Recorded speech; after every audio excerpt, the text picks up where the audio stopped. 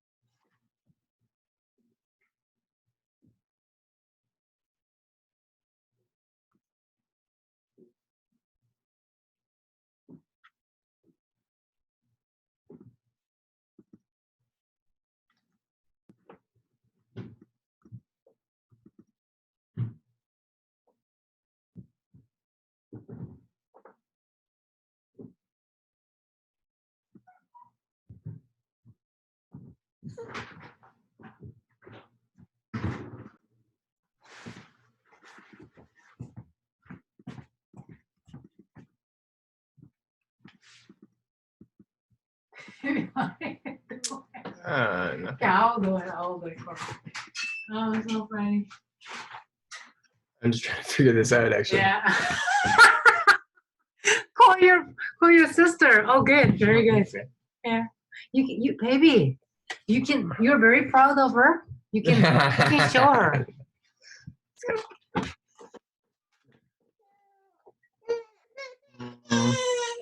Oh, good baby.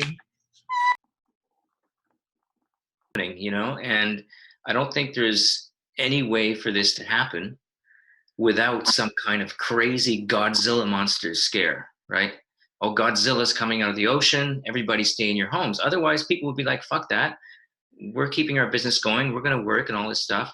So it's forcing everybody to stay inside their homes and to not go to work, which is the main thing. Not just don't go to work. What happens to people who aren't like us, you know, people who've been working 9 to 5, 20 years now, and all their information comes from mainstream news. What happens to those people when all of a sudden they have to stop and everybody around them is stopped and the machinery's not going, and they're spending more time with their family, or they're having time to just sit and think. They're getting in touch with stuff that they had lost when they were 18, you know, hobbies, stuff that they can get into to keep past the time or whatever. And you know, like in India, the Himalayas are able to be seen now for the first time in 40 years. From the city, you can see the mountains. Do we really, you know, are people really want to just crank the machine back on again and hide the Himalayas again? And, you know, do we want to put the smog machine back on and make the air bad again? There's no more chemtrails all over the place in the sky, or if you want to call them contrails, go ahead. But there's no more of that white fog all over the sky. We've got our vintage 1970s blue skies back. Like, it's crazy. So do we really want to go back and to what it was before, you know? And I think the longer we stay in this quarantine situation, the less likely that humanity is going to readily accept that we just turn this machine back on and get right back to it again. Because it's starting, the longer you spend away from it, the more you realize how insane it was. So I think right now, the best thing we can all do, which I think is what this is all about, I think we need to get past the panic phase and the anger phase and fuck this, I can't do this, I can't do that, and just accept that this is really important for humanity. It needs to happen. Things are going to get pretty hairy for sure. But what people like us need to do is, once we're free of the panic, is start coming up with ideas. Everybody around the world like us, people who are looking at this from a wider perspective, let's start coming up with ideas. What do we want to go back to the old way, or do we want to move forward into something better? Because we have a great opportunity here. The giant, the evil giant that's been terrorizing the whole planet has tripped and fallen and is lying on the ground right now. And this is our chance, you know, like in Gulliver's Travels, like, mobilize, tie this guy up, don't let him back, right? So I think we should really start thinking about, what do we want to return to? What do we want to move forward into? What's the world that we envision? Do we still want Democrats and Republicans and liberals and all that stuff. I say no more elections, you know? I mean, let's throw some ideas out there. So that's my stance on it. Great rant, Jeep. I love that. That was awesome, man.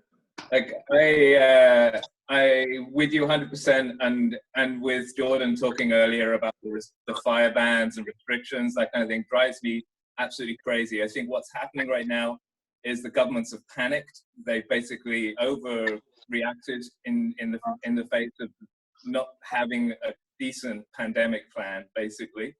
So we're where we are now with the lockdown and the economy shut down and everything is because we don't have a public health system that will stand up and actually do the work that needs to be done in a more intelligent way, so that we could at least have a halfway kind of between this complete shutdown of everything, which I agree on some level is great for reflection and figuring out whether we want to do things differently. At the same time, it's incredibly disconnecting socially. I know I'm, hungering for hugs from friends and that kind of thing, for touch, just for some social connection. And I'm relatively sane mentally these days. For people that have mental health problems, this is a very, very hard time. And coming out of the lockdown in a managed way will be a challenge. I think for a lot of people, I don't think to answer an earlier point, I don't think the festivals will be happening this summer. Even if we have gatherings, it won't be like 1,000-person gatherings this summer. I can't see it being allowed, to be honest. So I would be planning something else if I was running a festival. But yeah, no, I just think that, like I said, my main point here is that we need to put more emphasis back on public health, because it really is a public health problem, and we didn't have the capability to do contact tracing and testing on the wide scale that we need. It's really science and data that's going to get us through the virus part of this. Not so much, I don't think, the complete shutdown of all of our activity. But my focus is mental health. That's where I want to take my retreat, and helping people, because I know we already had a massive crisis in this province and in the Maritimes generally, with depression, with anxiety, with suicide, with drugs, with obesity, with so many problems that are from an imbalanced state of mind. So my focus in my latter years is to try and give back and create a space where people help heal themselves, or have healers come in and work with them, or counselors or psychologists, and create programs that are tailored to people with the specific set of presenting conditions on my space. There's my piece for now. Awesome. I'd really like to interject here a little bit. So I've heard a lot of people, especially within the music community, festival community, go on about this being able to escape the 9-to-5 slavery thing. How many of you have actually worked on a farm? You think 9-to-5 is bad? Go work on a farm for a year. Okay? You're not in slavery. We're not. The banks have us in slavery, but that's a whole different thing than you go and work a 9-to-5. And the reason we're running into such a big issue now is because if we can't get migrant workers, too many people here in North America are used to it being way too fucking easy, and they just can't hack it on a farm. And that's sad, but it's reality. And so I think a little bit of this whole idea of like, we need to be able to just sit back and everything will work. Like, the machine has accomplished a lot, and albeit it's very corrupt. Yes, humans are corrupt generally. Like, not all of us. There's like 1 or 2%, but that's enough to cause an issue. Yeah, we've definitely had a culture of laziness. That's undeniable, and we're gonna face that reckoning here. We're looking at a Great Depression again, and that laziness is gonna change. And there's gonna be a lot of suffering coming up. And Corey's really right about people coming. Like, make sure you got a solid community around where you are. Make friends with your neighbors. You know, like, it's gonna be hairy. It is. I don't know about all the conspiracies and whatever else, but the economic implications of this are huge. And inflation. So they're just printing money right now. It's a great idea. Like, I love the good intentions of it. But when you just print trillions of dollars, what happens to the money that exists? Well, it loses value. And And then that combined with all of the implications of shutting down the economy, nobody able to work, nobody able to do things. I mean, you can't even go to the park and go for a walk. They'll take your car. They'll impound. I'm in Nova Scotia. Like, they'll impound your vehicle if you go to the park. Like, what the fuck is this? Like, guy gets arrested for going out kayaking. Like, come on now, people. Like, no, like, things are going to be crazy. They've shut down stuff way too hard. I mean, I don't know why we didn't do things smarter, like places like South Korea. South Korea is a democracy as well. They didn't shut down their economy. They didn't need to, you know, like, and like now we're getting the real numbers. Like, if you look at the testing that's being done down in the States with the antibody testing, like this is like not even as bad as H1N1, and we shut down the whole world over it. I don't know. I'm having a hard time not like, man, oh, this feels like 2001, folks. This feels like 2001, but on a global level. I hope it's not, but grow food. No matter what, we're going through a depression. Grow food. Yeah. I call this 9/11 the sequel. The issue that I have with seeing all the conspiracy stuff, you know, like yesterday I kind of had a little like freak out. Just the I do believe that there's a lot of people, a lot of boomers that are part of this sort of you know, new world order that they have, you know, the big banks and whatnot, that when countries go in debt, then they can buy things for penny on the dollar type thing, and so when a recession happens, some people get rich and a lot of people lose a lot. So all these people who are boomers right now that are about to get their pensions and cash out and whatnot, they're all being left empty-handed. So I mean, oil prices, all this stuff, it's just like a lot of people are losing a lot of money. And you know, I don't know how much is engineered, but when I saw that Rockefeller document that described everything that's happening right now, all the increased surveillance, and you know, all of this shit, all of the backlash they're expecting, the authoritarian leaders who are going to need to be there, like all of this stuff was like written in 2012, and it's just totally playing out word for word, you know, and that gives me. It was 2010, May 2010, lockstep. Yeah. So, I mean, I look at this and I go, okay, like, you know, if they knew that what they're doing now is going to cause a global economic collapse, they knew that the steps that they were taking, shutting down the airlines, shutting down all this stuff, they saw exactly what was going to happen, and they're following through with it regardless. Yeah. This is a last-ditch attempt, I think. Can you guys hear me? Yeah. I think this is the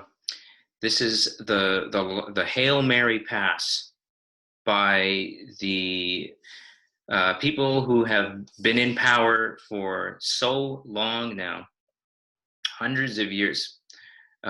These are bloodlines, you know, Bush, Clintons, they all go way back, just like royalty. I mean, it's all about your bloodline. If you have come from a certain bloodline, you are considered to be worthy of holding this kind of power. You know, Prince Charles or whatever, it doesn't matter what you've accomplished in your life. You have that blood, so you are in the family, and it goes on and on, generation after generation. And there's a lot of rich people, very, very, very rich and powerful people who have been handed down this power and money for more than decades, for centuries. And society has reached a point now where there's way too much knowledge and information. Everybody's waking up. I mean, they can't hide and they can't play us like they used to, because the internet reveals everything, and everybody's got a camera and everybody can film. And we all know, I mean, starting with, I would say it started really with the priesthood, and people finding out that after hundreds or thousands of years, these priests have been basically just child molesters. You know, yeah, sure, there's good priests, of course, but it's rampant. It's an infestation of pedophilia. And a lot of what we thought the world was is the exact opposite of what we've been told it was. Priests are not the closest thing to God. They're actually pedophiles. So, and that, we're going to find out too, and we are already learning that that's stretching out into Hollywood. Same thing there. Same thing in politics. Basically, wherever you have men in positions of great power, you've got pedophiles. And that's one thing that is really horrible about this power structure that we have in the society, is that it allows for that stuff to grow. And that's coming out too. And you'll notice how, does anybody even think about Epstein anymore? All of a sudden, we've all forgotten about that guy. And this pandemic happens 2 minutes after Prince Andrew everybody was looking at him going, what the hell were you doing hanging out on this pedophile island with this guy? The royal family was about to be uncovered. And, who was it? Was it Prince Andrew? One of them just left. They left the royal family. They said, I'm out of here. I don't want anything to do with you guys anymore. Why? Because the hammer was about to come down on them. And these guys are nothing like what we're told they are. But anyway, I think ultimately all these guys know, the so-called 1%, which is more like 0.0001%, who own 80% of the wealth on this planet and pull all the strings and own the politicians. Of course, when you got money, you're their bosses. You pay them. You fund their campaigns. They say yes, sir, whatever you say. And they take you to pedophile islands and stuff like that, and then film you in incriminating situations. And now they have everything over you. Oh yeah, you go against us? Well, guess what? We're going to release this little film of you and this young boy, So I think this was all coming to head. People were starting to find out about it. They're smart. They can calculate that, well, probably by about 2027, the whole freaking world is going to know about this. And we're going to be, people with pitchforks are going to come after us, and we're going to be torn limb from limb once they find out what we've been doing. And whether or not that would really happen, I think that is definitely their fear, and a well-founded fear. They're like the Nazi doctors, man. Just before people found out about the concentration camps, they're going to be hanged. So they're doing everything they can to not let that happen. And I think this whole lockdown, shutdown, destabilization of the entire planet is the last ditch attempt for them to just fuck things up, throw a monkey wrench in the works, throw something at the wall, see what sticks type of thing. I don't think they have a big plan. I don't think it's going to go anywhere. I don't think humanity is going to allow itself to be turned into a slave planet, in a police state. But obviously, that's what's at work here. It's two forces: a force that's trying to control everyone, vaccinate the entire freaking planet. We're listening to a guy, Bill Gates, who is not a doctor, not a scientist. He's just a computer nerd. And suddenly he's appointed himself planet Earth's doctor and savior. What the hell is that? So, and this guy wants to vaccinate the whole planet. And what is this guy? He's a vaccine salesman. It's kind of like if I said, well, the problem with this planet is we don't have enough art. Everybody, the whole planet needs to buy Jeep Jones's art. Wouldn't that be a little bit suspicious? I'm the guy selling it. Anyway, you can't even keep viruses off of Windows. What's he doing trying to control viruses in the world? Yeah, exactly. Anyway, so I just think this is that Hail Mary pass. They're just like, this is all we got. Like, we've got this virus. We've got a biological weaponry. It's like World War III, but it's not fought with bombs. It's behind the scenes. It's destabilization. And I think once again, just like the internet, which was created to spy on everybody and to get information off of everybody, that backfired on them. It created movements like Occupy, and really has connected everybody and has allowed us to do this right now. They're never expecting that humanity has this ability to be creative and go beyond what they can imagine.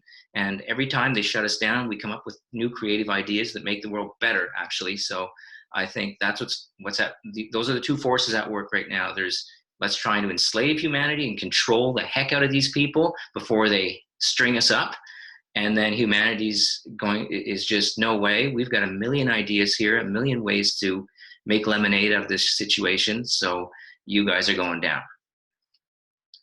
It's going to get worse though for about a year, I'd say. It's going to get crazy. But then I really do feel like we're going to come out of this ahead.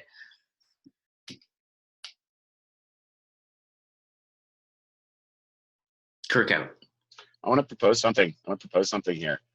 So there's an old solution. It's been used throughout history many, many times.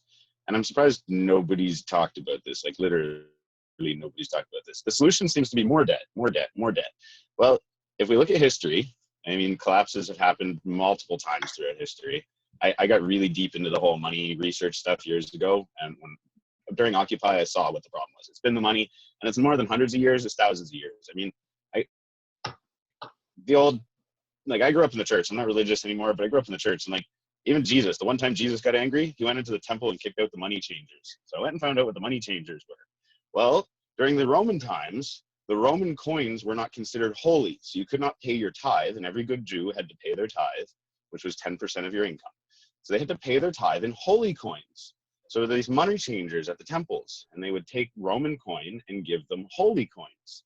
And many of these holy coins were just plated clay coins with a holy stamp on them. And so like it made a lot of people angry. And he went in and like, fucking, if this is true story, but it's like the only time that we see like even an evidence of anger there is like this 2,000 years ago, and it's still the same people. It's the guys that change money from one currency to another. They've been doing this for thousands of years, whether it's silver and gold, which happened during the British empires and the Ottoman empires, and they would change it from east to west, wherever the price varied a little bit. Say silver was like 10-1 here, like 10-1 silver and gold, and then it was 7-1 silver and gold here. So you take some stuff from here and you change it over here, and you keep making profits, moving it back and forth. They're not doing anything. They're not actually providing a service. They're the leeches on our society. And this is the problem. It's the number one problem. And this is the root of all the issues. It's the root of all evil, right? Money is the root of all evil. Not money itself. It's the usury that's going on. We're getting fucked on a global scale. They play us from one country to the next, one country to the next, one country to the next, and it's all a debt game. Instead of taking out more debt, we need a global jubilee. That's the solution. We need a global jubilee. It's been done before in all kinds of places. It worked throughout history. We need the movement. We need a global jubilee. All debts other than wages owed should be forgiven. Just end it. Let's start over.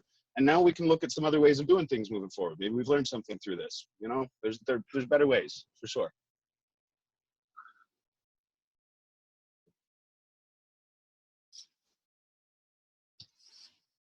Marine, do you want to chirp in? Do you have any thoughts? No? Anyone else? No, I just feel like I don't want to feed that negative energy. I'm with my project. Everything is so positive. I'm surrounded with people that think the same and that are taking actions, concrete actions, and putting stuff in place just to do your own thing. Like, it's not worth it to accuse or blame or find somebody to point finger at, whatever is government's fault or whatever. Just do your own thing and don't give a damn about what's happening right now. Just fucking do it. So I'm gonna have to let you go. I'm just out of this circle because I don't feel the vibe. Sorry, guys. Yeah, I have a different way of seeing things because I believe that you can transform your own world when you transform your own self, and everything is going to resonate around you. So it's not worth it to build that negative aggressivity, you know what I mean? Before you go, I knew that could happen, that you know, we want to look for some, you know, answers to how we got here. And I was hoping for more about, you know, our visions of the way forward, about how we can be creative to create a new reality, that, you know, it's kind of like, it's all about controlling the narrative. There's a big story that's going on, whether that be the story that's being shoved down our throats or the story that's in our heads. So there's a narrative, and I have a very, all my life I've had a very like continuous narrative. So to me, what it is, it's the inner voice. I call it, you know, I have a strong inner voice. I hear my thoughts very clearly. It's not like up and down, like I'm not manic depressive. I'm very even keel.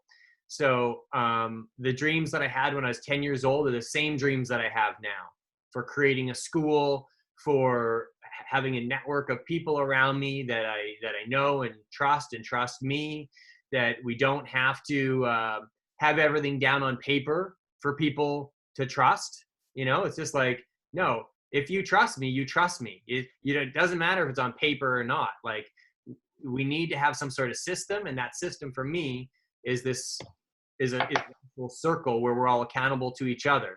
And we need to have land as well. We need to have these physical locations to put our energy, you know, like we need to, instead of be talking about how to fix the banks and whatnot, I know nothing about that. I hear, you know, bits and pieces. And then I posted something the other day talking about how Trudeau's father had given the Bank of Canada away to the international land settlements, you know, part of the IMF and all that shit.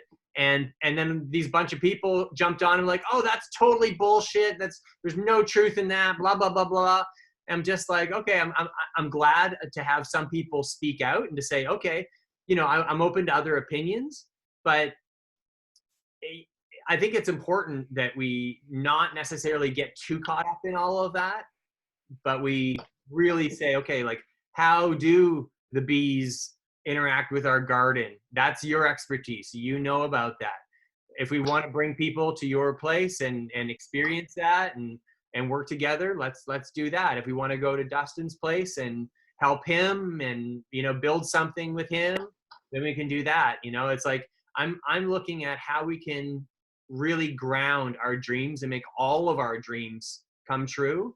I'm not looking to like be the king of my land and whatnot, but if people come here, then they have to respect me. And what I truly want to do, what my dream is to buy land as a group of people that when they're not there, there's other people there managing it so that they have the freedom to leave. So if I myself want to leave and go to Cuba or go to Korea for some period of time, there's going to be people that can kind of be on my property and manage it. And, you know, so I'm just imagining like all of us having our own land.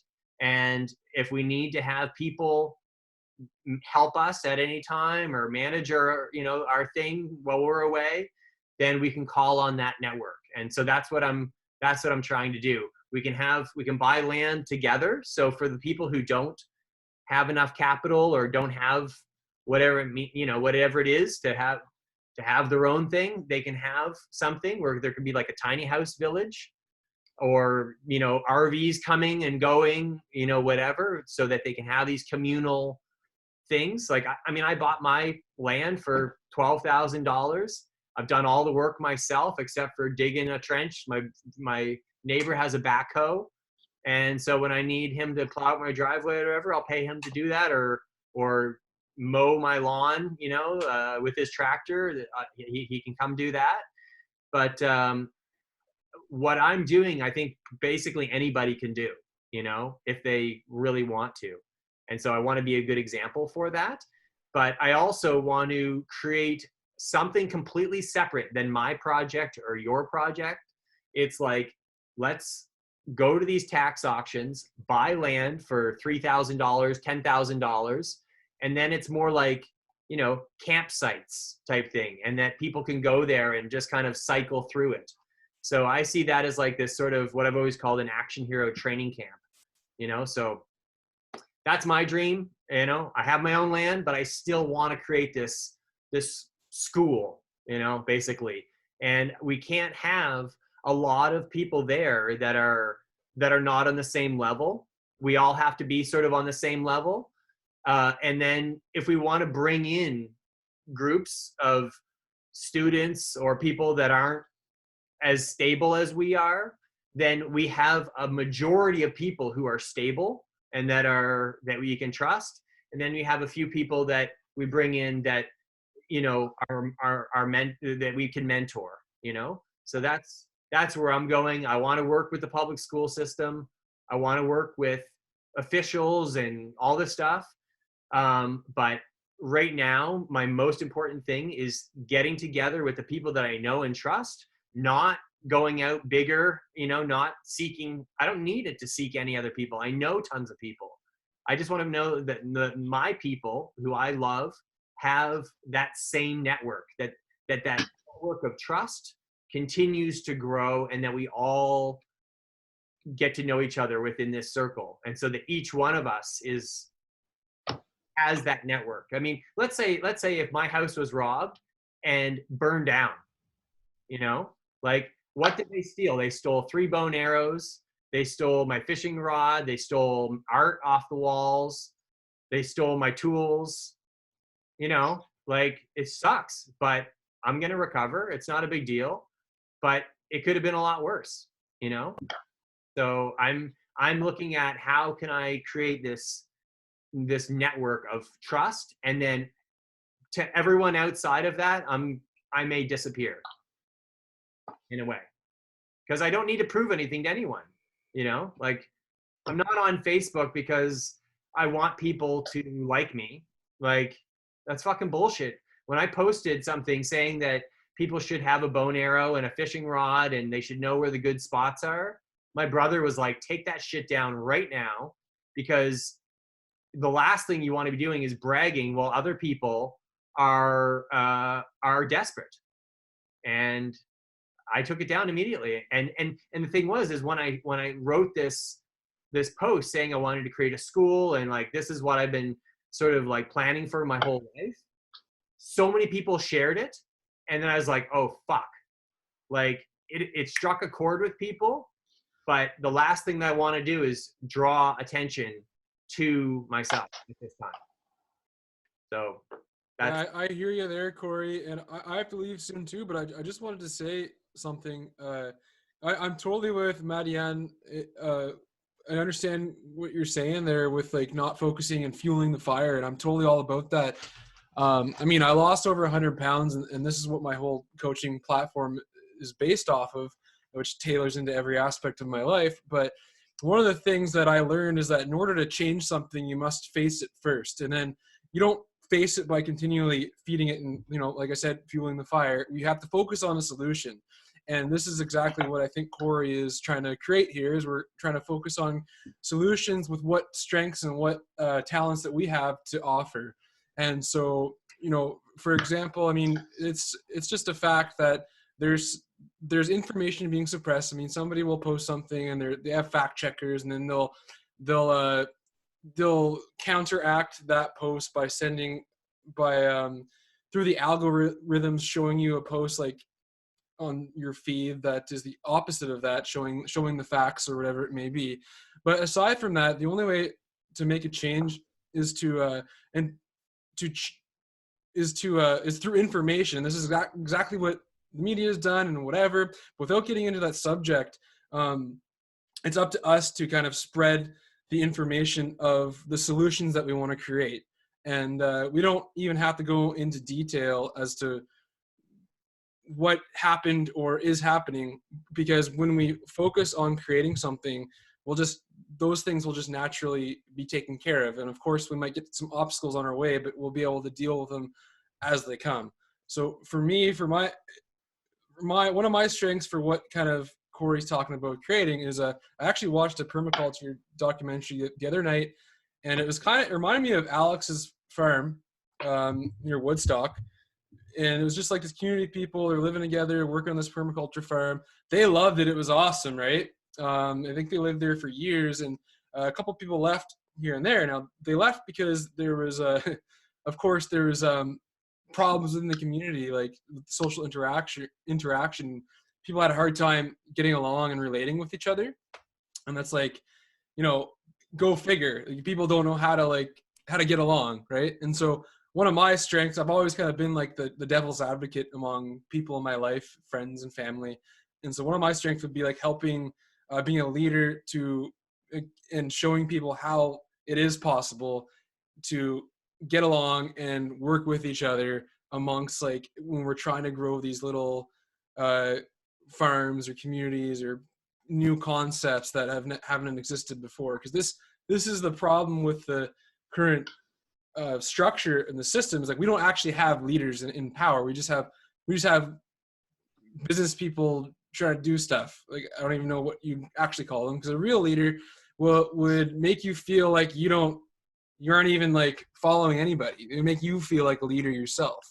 And this is what my strength is, that I can offer along with other stuff that I do. But just an example of how like we have to kind of overpower the information that is currently existing. And like I said at the beginning, New Brunswick is going to be one of the first places to lift our ban, or whatever you want to call it. And this is a really good opportunity for us to create things like Corey's talking about. And we can be the example and share this information and show other people what we're doing and how it's working and how it's functioning. And when we show people, when people see something's possible, they're going to be like, hey, look at them. Like, this is working really well. Like, how do I do this? How can I do this? Like, how can we grow more of this? How can we spread this around the world? And this is what really we have to be doing. This is what this is all about. You know what I mean? So it's my 2 cents before I have to go for a social distancing drive with my girlfriend. So, but I just wanted to introduce Robin. If you wanted to say hello, Robin. Hi guys. Hi. It's good to see everyone's faces. Hi. Phil. Phil's on here. That's kind of magical. Thanks for welcoming me in, and I'm just going to listen for the first little bit, Corey, because I missed your intro and kind of how you're We've already been talking for an hour now, actually. Oh, I missed you for an hour. Okay. I had a 1 o'clock thing on there. I'm in the wrong time zone. That's why. I'm jumping on the end here. Okay. We're at 2. So most people are just like in New Brunswick and Nova Scotia. Phil and Dustin are in Nova Scotia, and the rest of us are in New Brunswick. And everyone here, Marianne has a farm in near Bathurst, and Dustin has a farm in Nova Scotia, and Phil is in Halifax, right, Phil? But I mean, no, I'm in Cape Breton. Oh, you're in Cape Breton. Are you on the land where you want to do your retreat? I'm 2 kilometers from there right now in an apartment, but I'm going to move on there in the summer. Getting a house on there in the summer. Okay. Hope I can come visit. Now, Robin. What now? So now I'm in Gatineau in Quebec. So I'm kind of in the hot spot in Canada right now for everything. So we're just kind of making do here and getting my backyard garden going and just doing as much as I can in the small little plot that we have, and spending the rest of the time I'm doing ancestral healing work with folk online sessions, which is good because it's helping people really connect with the land a bit more, just sending people out to, go talk to the trees and stuff. So that's what I'm up to over here, and just navigating kids, and sharing homes back and forth, and having to cross a police border to get into Ottawa once a week. So it's an interesting time. Yeah. We were just talking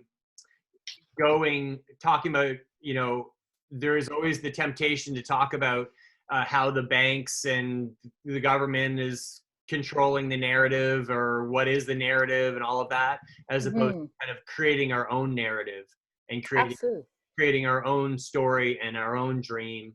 So that's I could see Marianne's face as Dustin was saying, Jubilee, and I get that, but like, it's so hard to say, okay, well, someone owes someone something, whether that be for rent or for whatever. Like, it's people owe people for different reasons, but then there's also like the banks, which have the ability just to make money, just to print money, fractional reserve banking. It's all very imaginary in a way. Like, money is so imaginary, and so it's hard to fight against that. I'd much rather talk about how we actually come together and do physical things. So I can see, like, I wanted to start the conversation saying, let's focus on what we're actually physically, what we can do, as opposed to who's to blame or whatever. And I love a good conspiracy. Like, I love it. It's very entertaining, but it's also like a rabbit hole, and you got to be careful, because you could trip. Many times. Yeah, I think to comment on the grounding piece, I think the major thing I see happening in communities right now is like a friend of mine is doing wholesale pickups of veggies and fruits and distributing them out of her garage, which is basically helping suburban families keep the costs down super low for their food. And then we are just all making a network of little drop-off points and pickup points. So it's kind of like this underground grocery system going right now, just to keep the costs down and have fresh food and have less contacts with grocery stores and Costco and all of that kind of stuff. Yeah, and hopefully backyard gardening here, it just gets bigger. I think a lot of people are moving in that direction. So I think that's going to be helpful. That's what I see right now. And yes, I think I spend most of my time grounding in with, planting things, making good food for the kids, walking the dogs, like that's it. Like it's like kind of the simple things in life are the things that are our teachers right now. I think that's, and not to get caught up in a lot of the chaos going on. So the dust settles. You have how I'm feeling. You have a lot of friends that are I mean, obviously I know you do, but like that are like right now saying, okay, we need to get out of Toronto, we need to get out of Montreal, we need to like let's make a plan right now. I haven't heard a lot of that happening. I think a lot of people are hunkering down right where they are. I'm sure there's some people, but I haven't been talking with them that they're doing that. I just see a lot more online support. People like musicians being supported locally, lots of local circles happening online so people can connect and just emotionally support each other. Lots of like, oh, I'll drop stuff off on your doorstep. Do you need help? Do you need support? So I just see a lot of that community stuff happening within the city right now. Which is really how are musicians being supported? You mean people are sending them? So they're doing fundraisers. They're doing online little shows, and just with a like, here, please donate directly, and I'm just gonna put my stuff up for free. And so there's so much music happening online, like free shows. You could dial into something almost every night or every day if you want. And so I'm hoping that that's landing and people are realizing they need to support local musicians, local businesses. So the businesses that I'm in a part of are doing home deliveries for like cloth diapering for baby stores and stuff. Like people are wanting to keep the local businesses open. And so they're just buying gift certificates, gift cards, and little things here and there, and they're doing deliveries right now. So trying to just keep some of the local businesses alive through this. I think I'm seeing a lot of that, and a lot more fundraising for the food centers and, for homeless folk that are really struggling right now. So there's a lot of good things happening on the ground. I see a lot more of that, which it's good to see. Yeah. Yeah. Tyson just joined us from St. John. If you want to introduce yourself, Tyson, or whatever's going on for you. Okay. Madian's going to step out. I'm going to do this again at 8 o'clock tonight, Atlantic time. So if anyone wants to rejoin at 8 o'clock, there was a lot of people when I put out saying, do you want to do it at noon or at night? A lot of people said at night. So I just thought, okay, let's do both. So anyway, if anyone wants to join at 8 o'clock, I'm going to send you a link. Madian, did you want to say anything? Well, just pleasure to meet you, Robin. And anytime you guys want to take a trip northern New Brunswick, I do have a lot of land in order to greet a full weekend of camping or whatever you wish. I have the place for you. If you need to create a buzz and you need to gather, I have some land for you. Just come on up and we'll create this event, okay? Thank you. Okay. All right. Hey, Can I ask one question? One question of Madian? Be curious to hear just a little bit more about like the details of what you have going on out there exactly? Yeah, well, maybe send me a message or follow my page. My business page is Madia Botanica. It's all in French, but you'll get Pas de some problème. bits in there. Madia Botanica as for plants. Madia Botanica? Botanica, yeah. Okay, got it. Maybe I can send the link in my online store if you want. That's what I'm gonna do. My Facebook page, through the message, the chat box is gonna happen to you, pop to your right. Nice. You can Okay. follow me. And I talk about bees, I talk about everything, the ducks and whatever, permaculture. Okay? Perfect. Thank you, And man. enjoy the, Pleasure meeting you, my Dan. enjoy, Hey, I apologize for putting you off there a bit. it's I okay, appreciate man. what you're doing with that. I hope I can, I hope I can meet you in person, all of you guys, one day. Okay? Yes. That would be yes. lovely.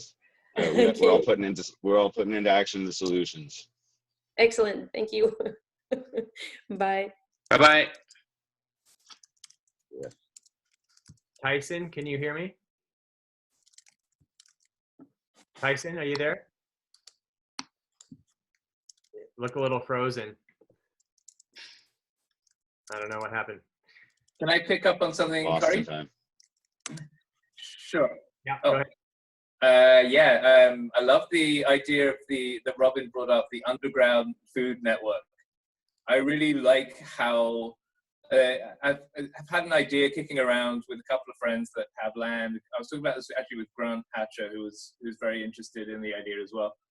And it's basically, how about we figure out between all of our pieces of land which things grow best in each spot. And then we look at a complete human diet. We look at everything that we need, soup to nuts, minerals and whatever, and we try and grow between all of us. We give them the profiles of our land, a complete diet, and then create a distribution network between us that brings that out to our communities. Get some good food forests going. Yeah, You've got exactly. the land for it. You Food can get security everything. is number one. Yeah. It's Something big. that's, Number one. something that's interesting around where I live is that there's tons of orchards that are not in use. That if the orchards were pruned, that maybe they would be good to go for this year. Wow. So it would actually take, if you had an army of people go out and prune the orchards, you'd have a shit ton of apples when it's time. So I know. Yeah. There's just a lot of orchards, like old orchards. So kind of thinking about that. Have to approach the landowners and just say, hey, like, do you want us to prune up your stuff? And we would take this year's crop and half of next year's, and that sort of thing. Yeah. So I don't know what Tyson Ardo did not connect audio. I don't know what's going on. Anyway, yeah, I'm really glad to see all of you guys. I'm glad to see you doing well. And like I said, I'm gonna do this again at 8 o'clock, but I want to continue doing this and continue. Can you hear me? Yeah. Yeah. Okay. So I want to really build a strong network. I've had, I have a network, but it's everyone is just kind of out there. They're just everywhere out there, but it's not cohesive.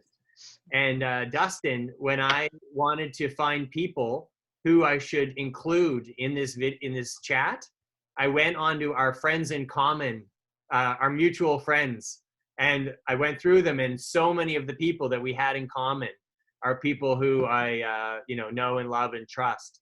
So it's amazing when we look at each other's Facebook friends of like who we actually have in common. There's like hundreds of friends that we have in common that are all amazing people. Between me and you, yeah, for sure. I mean, we've been in the festival community on the East Coast for quite a while, so like we definitely met a lot of people through all of this. I've been very disconnected from the whole Facebook scene. I definitely have a tendency to be a little bit passionate about things. Boy.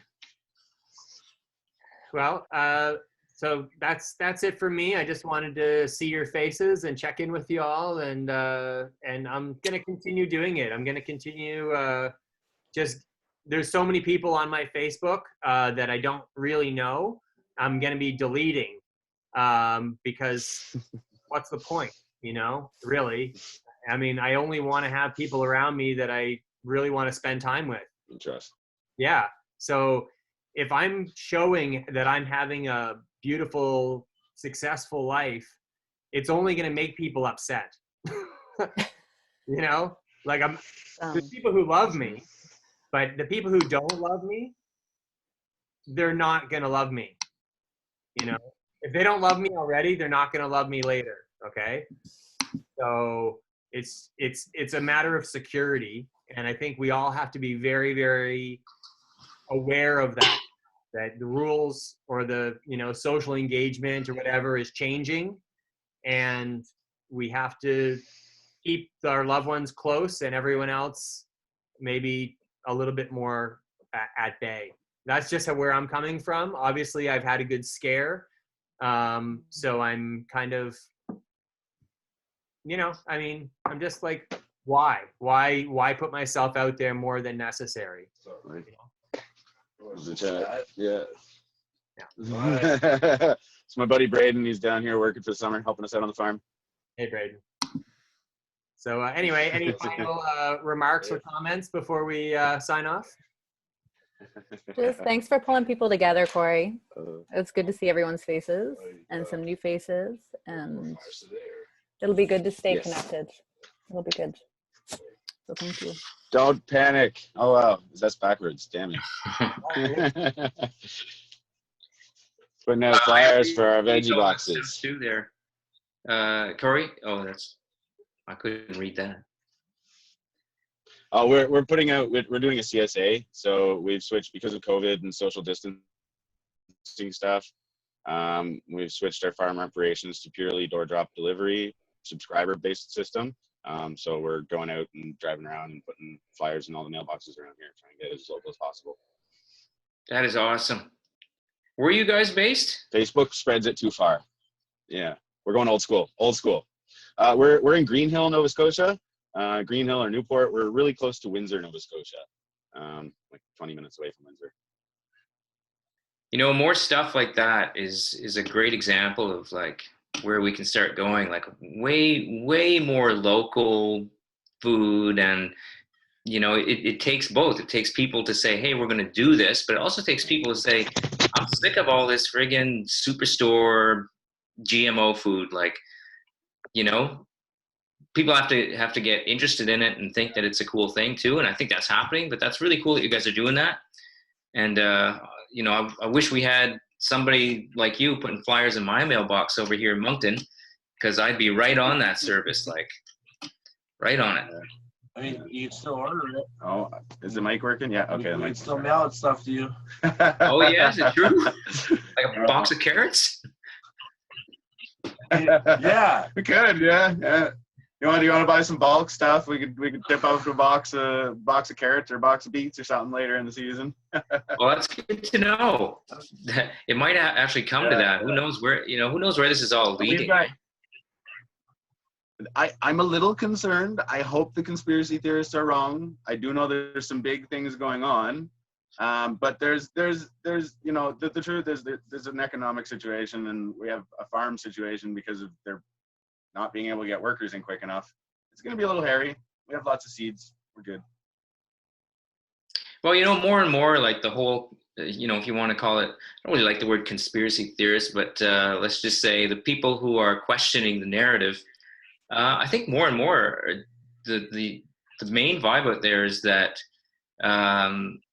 this is not good for the people who have been sort of had the boot on humanity. I think we are coming through something, and I think ultimately this is sort of like a bit of a shitstorm right now, but I think it's leading to an amazing thing on the other side, and that seems to be kind of the prevailing feeling amongst everybody.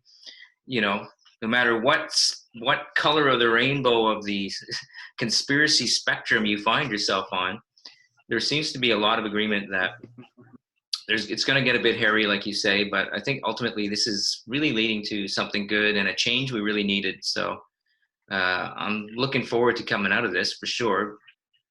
But yeah, keep up with the good ideas like that for sure. And Corey, it's great. I love your posts, and I think even if you're posting stuff on Facebook and certain people will feel aggressive against what you're saying, I think it's good because I'm starting to see like, wow, there's a million more people on Facebook that are sort of questioning everything than there used to be even a year ago.